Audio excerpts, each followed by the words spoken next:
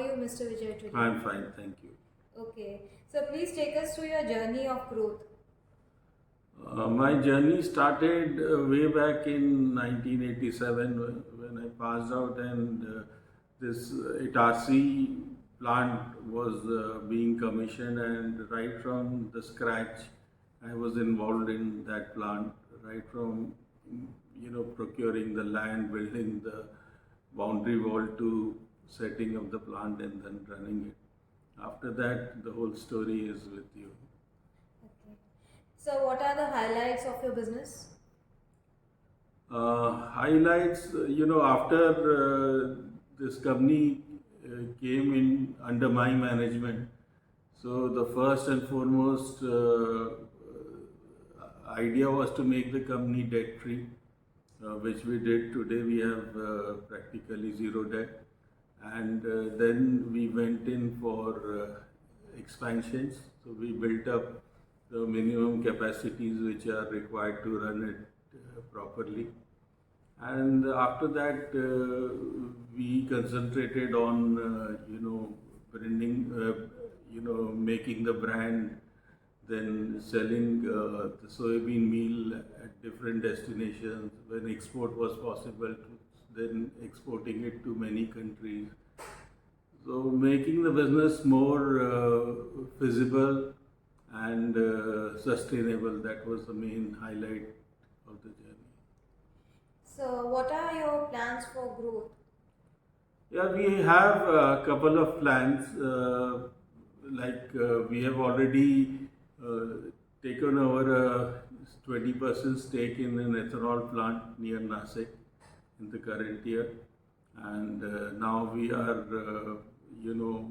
doing a refurbishment of that plant, and so that it runs at the best possible capacity, and optimum results are required from arrived from that plant, and that will all settle down by this season. The molasses season normally starts in October, and that's when October, November, and that's when the plant will restart after modernization. So that's one of the first plan that we executed. Now we are targeting to put up a edible oil refinery near Mumbai for 600 tons per day capacity, which will be capable of processing soybean oil, palm oil, and sun oil.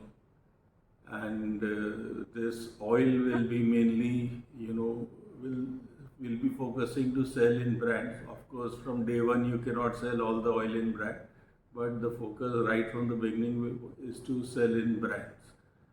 And after that, we are, for the existing plant, we want to set up a packaging and distribution center in Raipur, which will cater the Chhattisgarh market and the Odisha market. They are big markets, and our brands can have a presence there, and which will increase our volumes also and profitability. Okay. So has all the funds from the IPO utilized yet? Yes, because IPO, most of the funds were for working capital margin and for general corporate purpose. Everything has been utilized. So what are the challenges?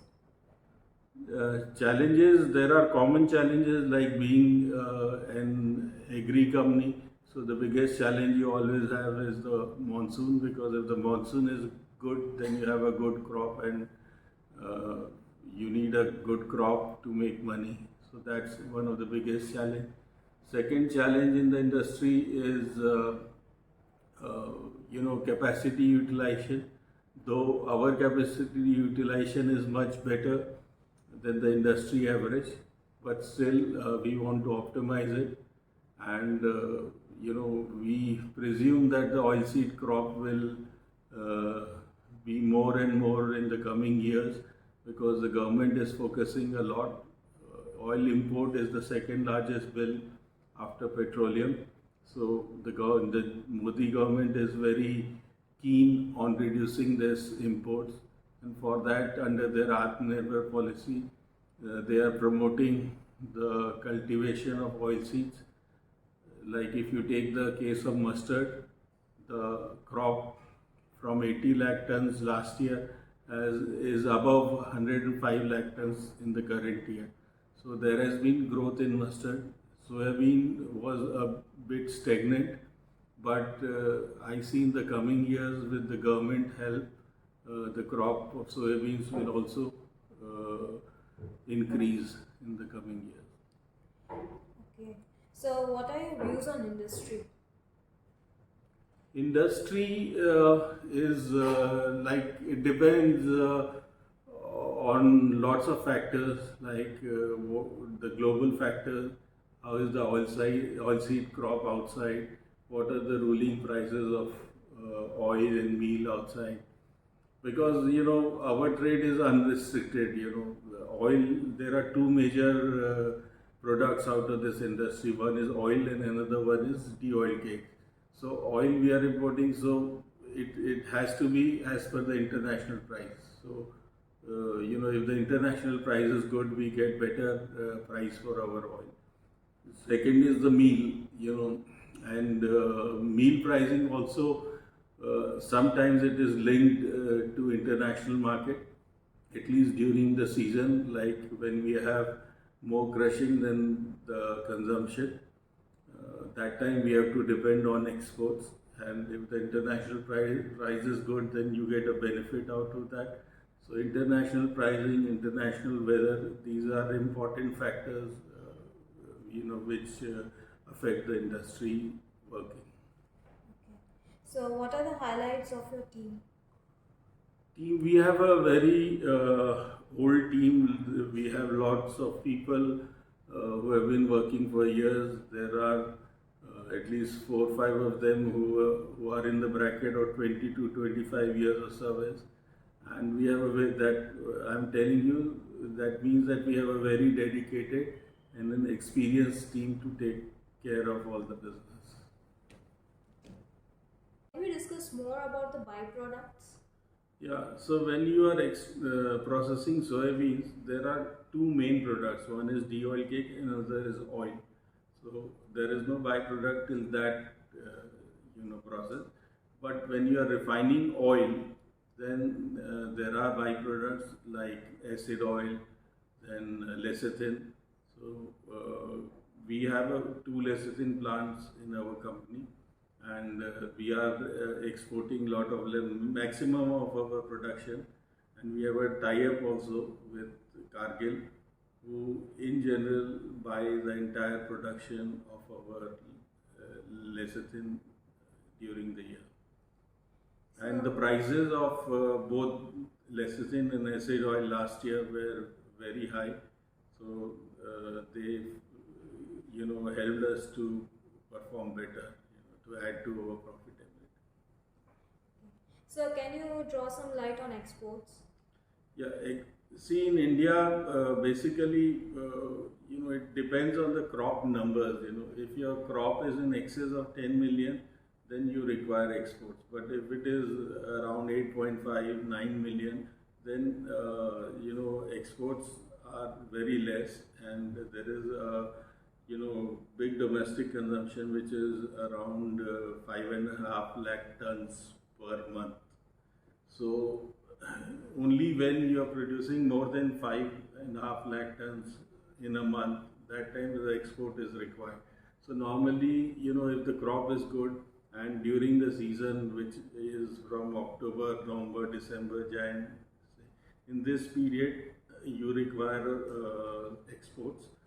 And our major exports goes to nearby countries like Bangladesh, Nepal, and Sri Lanka.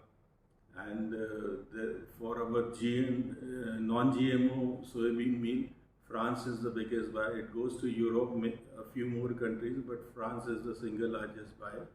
And we are present in all these markets. So whenever export is feasible from India, we are one of the active guys in export. What message you would like to give to investors at this point? You have to see the strength of the company, and in the long run, I foresee that the company will do good. other factors which are not in my hand are okay, then company will perform good, perform better. Okay. So, what inspired you to set out on this career? Basically, this was a family business, and after the partition, we had many units, but these units came to me. So, it was not a choice, it was a compulsion, but then became a choice.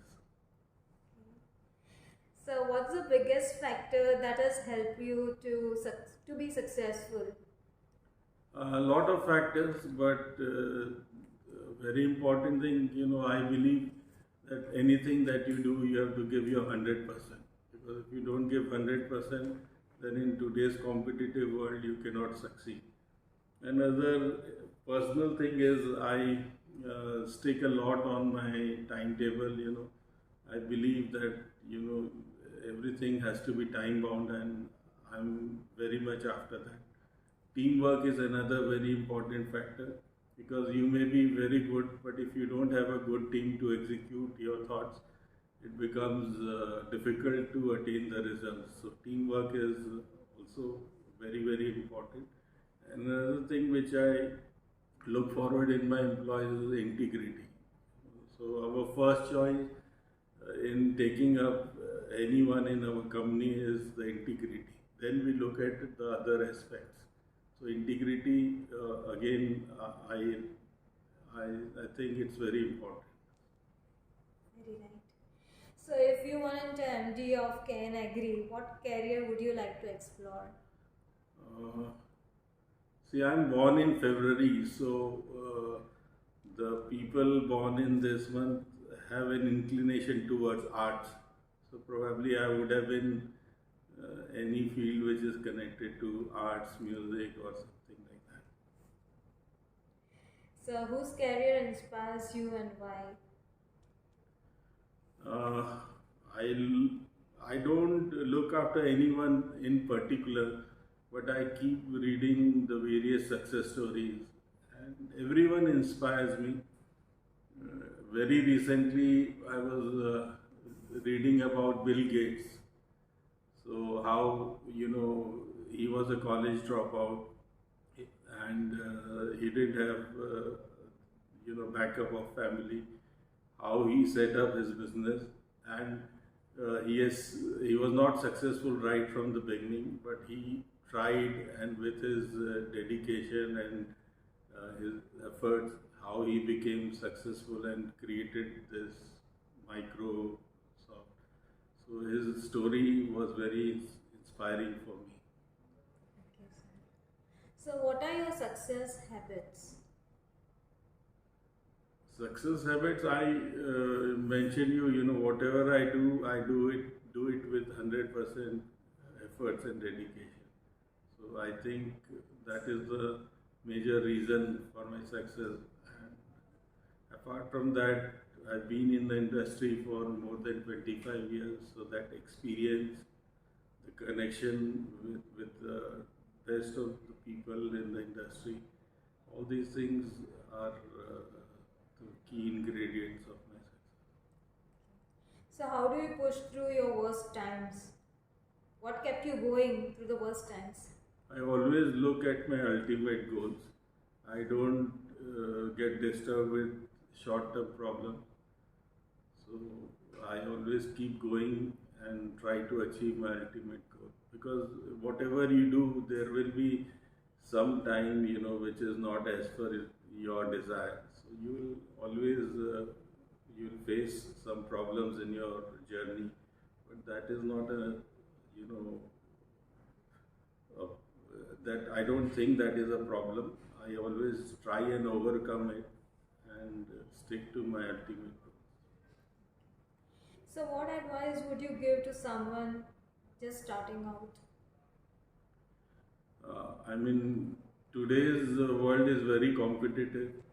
So whatever you are starting, you should think about all the plus and minus. And if you still decide that something is good for you, do it with all your efforts. Don't do anything half-hearted. Okay. So what are the hardest decisions you ever had to make? There were lots of decisions, when I took over the company, and there were lots of problems because it was in a joint family, then came to under my management. So, and that time I was very young also, so I faced lots of problems, but I think I've overcome it, and now I don't think about them anymore. Okay. So it was nice talking with you and listening to the success story. Thank you, sir. Thank you.